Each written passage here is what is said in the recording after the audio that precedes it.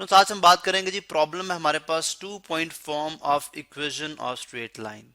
ठीक है, हमारे पास क्वेश्चन है, a milk man can sell 560 litres of milk at rupees 12.50 per litre and 700 litres of milk at rupees 12 per litre. यानी एक दूध वाला है जो अगर 560 लीटर दूध बेचता है, जब तो 12.5 रुपए पर लीटर के लिहाज से बेचता है, और जब 700 लीटर बेचेगा तो उसमें थोड़ी रियायत करेगा। किस तरह कर देगा? पर लीटर पे 12 रुपए लेगा। assuming the graph of the sale price and the milk sold to be straight line, यानी अगर हम ये assume कर लें, फर्ज कर लें कि जो इनका ग्राफ बनेगा स्ट्रेट लाइन बनेगी। क्योंकि देखें 2 पॉइंट फॉर्म ऑफ इक्वेशन, हम एक स्ट्रेट लाइन की बात करते हैं। यहाँ पे मैंने बात की straight line. Find the number of litres of milk that the milkman can sell at rupees 12.25, यानी अगर वो 12.25 पर लीटर के लिहाज से रेट लगाए तो फिर वो कितना लीटर दूध बेच सकता है। ठीक है, अब ये सवाल है। देखें यहाँ पे हम इस तरह करते हैं कि मैं यहाँ पे यूं कर लेता हूँ कि लेट से मैं हम कहते हैं जी कि लेट से जब L1, यानी चले पहले प्राइस की बात कर लें, P1 और L1, यानी स्टार्ट में जो फर्स्ट पॉइंट है उसमें क्या है, अगर प्राइस जो है वो रखता है 12.50, तो वो दूध कितना बेचता है? 560 लीटर्स। ठीक है, इसी तरह से सेकंड केस में P2L2 कितनी है? वो प्राइस चार्ज करता है 12.12 रुपीज, जब वो कितना दूध बेचता है? 700 लीटर। ठीक है, अब हमने ये बताना है, क्वेश्चन ये है कि जब प्राइस वो रखे 12.25 पर लीटर, ठीक है, तो तब नंबर ऑफ लीटर्स कितने होंगे? नंबर ऑफ लीटर्स कितने होंगे? लीटर्स यानी L को हमने फाइंड आउट करना है, नंबर ऑफ लीटर्स कितने होंगे। अब अगर आप देखें तो सवाल आपको आई होप सो कि आपको समझ आ गई होगी। ठीक है, अब मैं पहले एक ग्राफ भी हम थोड़ा सा देख लेते हैं ग्राफ के लिहाज से भी, ताकि क्वेश्चन हमें थोड़ा क्लियर हो जाए। एक रफ आइडिया, ग्राफ से हमें एक बहुत अच्छा आइडिया मिल जाता है। ठीक है, जो कि हमें सवाल हल करने में मदद करेगा हमारी। ठीक है, अब देखें एल को हम ले लेते हैं, नंबर ऑफ लीटर्स को हम कर लेते हैं एक्स वाई के लॉन्ग। ठीक है, और जो आपका एक्स है, प्राइस है, वो एक्स के लॉन्ग कर लेते हैं। ठीक है, वो एक्स के लॉन्ग कर लेते हैं। अब अगर आप देखें तो मैं यूं कर सकता हूं कि अगर एक बॉक्स को आप सपोज कर लें ये 100, यानी ये इसकी प्राइस जो है वो 2 के इक्वल है। ठीक है, या वन स्मॉल बॉक्स जो है वो 2 रुपीज को जाहिर कर रहा है। तो अगर फर्स्ट केस में 12.50 रुपए हैं, तो देख लें 2 4 6 8 10 सॉरी 2 4 6 8 10 12 और 12.5 तकरीबन यहाँ पे, ये अगर यहाँ पे हो। और लीटर देख लें कि हर बॉक्स 100 लीटर को 100 200 300 400 500 560 तकरीबन यहाँ पे बनते हैं। इसका मतलब है ये पॉइंट तकरीबन यहाँ पे होगा, ये पॉइंट तकरीबन यहाँ पे होगा। दूसरा है हमारे पास P2L2, यानी जब 12 रुपए प्राइस होगी, जब प्राइस कितनी हो? 12 रुपए, यानी जब प्राइस इतनी हो। ठीक है, सॉरी मैंने कहाँ पे पॉइंट लगा दिया, यहाँ पे पॉइंट लगाना था, बिल्कुल इसके ऊपर, यानी तकरीबन यहाँ पे। अब अगर प्राइस 12 हो तो पूरे 700, प्राइस 12 हो तो पूरे 700, 1 2 3 4 5 6 और 7। ठीक है, जब प्राइस 12 हो तो पूरे कितने?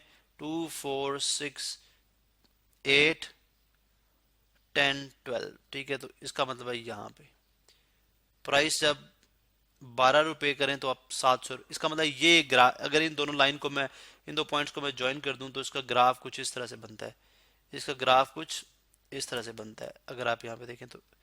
चलें जी, मैं थोड़ा सा इसको बेहतर करता हूँ। इसका ग्राफ जो है हमारे पास कुछ इस तरह से बनेगा। ठीक है, अब हमने देखना है कि जब 12.25, तो 12.25 12 और इसके दरमियान, तो इसका मतलब तकरीबन यहाँ पे यानी इतने लीटर दूध होगा, जो कि अगर आप देखें तो 700 यहाँ पे है। ठीक है, और 600 यहाँ पे है, तो 600 और 700 के दरमियान, जो कि हमें थोड़ा सा लग रहा है कि जैसे इन दोनों के जो है वो, यानी इसके हाफ से थोड़ा सा लेस, तो मीन के 600 से ग्रेटर। ठीक है, यानी जो नंबर ऑफ लीटर्स होंगे वो 600 से ग्रेटर होंगे, ग्रेटर देन 600 होंगे। चलिए इस तरह कर लें, ग्रेटर देन 600 लीटर्स होंगे, और लेस देन जो है वो 650 होंगे। इसके दरमियान नंबर ऑफ लीटर्स होंगे। अब अभी हम देख लेते हैं टू पॉइंट फॉर्म के साथ, यानी 2 पॉइंट फॉर्म ऑफ इक्वेशन के साथ। अब 2 पॉइंट फॉर्म ऑफ इक्वेशन क्या है, हम जानते हैं इसको, वो है जी y minus y1 is equal to m into x minus, अभी मैं 1 पॉइंट लिख रहा हूँ, x माइनस x1, लेकिन m चूंकि आप कैसे मालूम करते हैं, m तो आप मालूम करते हैं y minus y1 is equal to y2 minus y1 over x2 minus x1, और साथ आ गया x माइनस x1। अब यहाँ पे आप जानते हैं कि ये मेरे पास p जो है वो x को रिप्रेजेंट कर रहा है, l जो है y को रिप्रेजेंट कर रहा है, तो उसके मुताबिक ये इक्वेशन क्या बन जाएगी,